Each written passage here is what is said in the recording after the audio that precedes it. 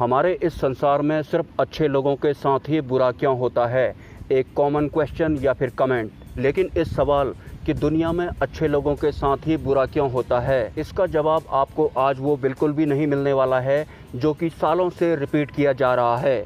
तो बहुत सालों से एक सवाल हमारे इर्द गिर्द घूमने लगा है कि अच्छे लोगों के साथ बुरा क्यों होता है या फिर बुरे लोगों के साथ ही अच्छा क्यों होता है। बेसिकली अच्छे इंसान के साथ अगर बुरा हो रहा होता है तो जवाब देने वाले उस अच्छे इंसान को उसकी प्रारब्ध की सज़ा बोलकर अपना पल्ला झाड़ लेते हैं, और वहीं अगर किसी बुरे इंसान के साथ अच्छा हो रहा होता है तो फिर जवाब देने वाले उसे चाणक्य नीति का प्रयोग या फिर कोई अन्य तर्क देकर अपना पल्ला झाड़ लेते हैं। तो जैसा कि एक कॉमन क्वेश्चन है कि बुरे इंसान के साथ अच्छा क्यों होता है, लेकिन गौर करने वाली बात तो ये है कि बुरा इंसान आखिर है कौन। हर कोई इंसान तो अपने आप को अच्छा मानता है। हमारी इस पूरी पृथ्वी में ऐसा एक भी इंसान नहीं मिलेगा जो खुद को बुरा कहेगा। सबके सब अपने आप को एक अच्छा इंसान ही बताते हैं। कोई भी अपने आप को बुरा मानने को तैयार नहीं है, एक बुरा इंसान मानने को तैयार नहीं है। तो जब हमारी इस पृथ्वी का कोई भी इंसान खुद को बुरा मानने को तैयार ही नहीं है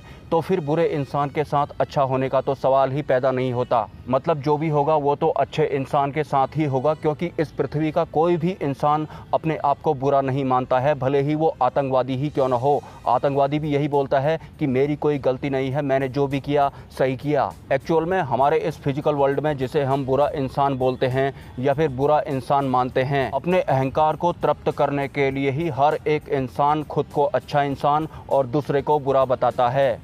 और अगर कोई हमें या फिर किसी अन्य इंसान को अच्छा इंसान बोल रहा होता है तो कभी न कभी ज़रूर हमने उसके अहंकार को तृप्त ज़रूर किया होगा, इस वजह से ही वो हमें अच्छा इंसान बोल रहा है। अगर हम उसके अहंकार को तृप्त नहीं करते हैं तो अभी के अभी वो हमें बुरा इंसान बोलने लग जाता है। तो सबसे पहला सवाल तो अब ये खड़ा होता है कि हमारे इस फिजिकल वर्ल्ड में कोई बुरा इंसान है भी या नहीं, क्योंकि हमारी इस पृथ्वी का कोई भी इंसान अपने आप को बुरा नहीं मानता है।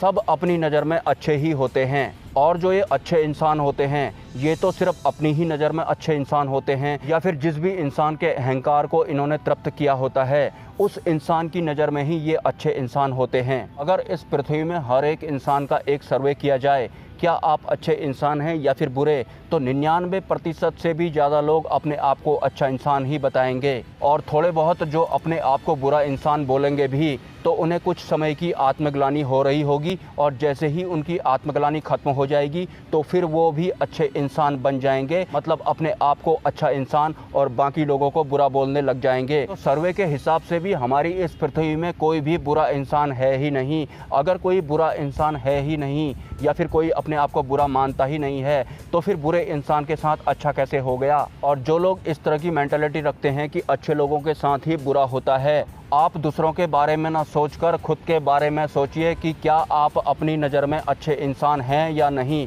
अगर आप अपनी नज़र में अच्छे इंसान हैं तो फिर आप मंदिरों में या फिर किसी अन्य धार्मिक स्थान में अपनी मन्नत पूरी करने के उद्देश्य से ही क्यों जाते हैं। एक अच्छा कहा जाने वाला आम इंसान मंदिर में भी अगर जाता है तो कुछ भी करके वो भगवान से अपनी इच्छा पूरी करने के उद्देश्य से जाता है, जबकि अच्छे कहे जाने वाले उस इंसान को ऑलरेडी पता है कि हम जिस फिजिकल वर्ल्ड में सर्वाइव करते हैं ये फिजिकल वर्ल्ड द्वंद्व व्यवस्था के अंतर्गत काम करता है। मतलब यस होगा तो नो भी होगा, अच्छा होगा तो बुरा भी होगा, सुख होगा तो दुख भी होगा, देव होंगे तो दानव भी होंगे। तो मंदिर में या फिर किसी अन्य धार्मिक स्थान पर जब एक आम इंसान जाता है तो उसे पता होता है कि जिस मंदिर में मैं जा रहा हूँ यहाँ देव भी मिलेंगे और दानव भी मिलेंगे, क्योंकि मंदिरों में देव और दानव साथ में होते हैं। लेकिन उस अच्छे इंसान को ये नहीं दिखाई देता है, उसे सिर्फ अपना स्वार्थ दिखाई देता है जिसे पूरा करने के लिए वो मंदिरों में जाता है। कुछ भी करके अपनी इच्छा पूरी करवाने के उद्देश्य से ही एक आम इंसान या फिर अच्छा कहा जाने वाला इंसान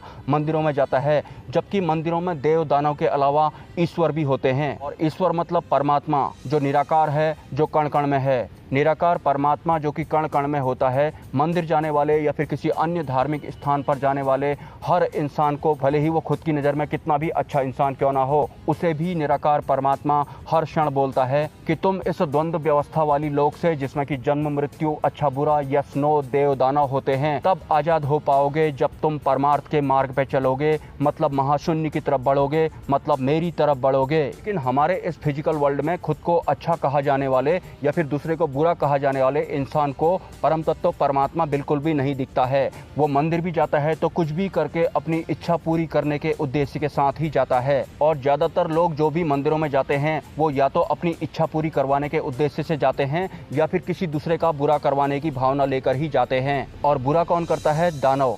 तो एक आम इंसान मंदिर में अपनी इच्छा पूरी करने के लिए देवता से बोलता है, और वहीं अगर उसे किसी का बुरा करना होता है तो वो दानव से बोलता है। हालांकि उसे ऐसा लग रहा होता है कि वो जो भी बोल रहा है देव सत्ता से ही बोल रहा है।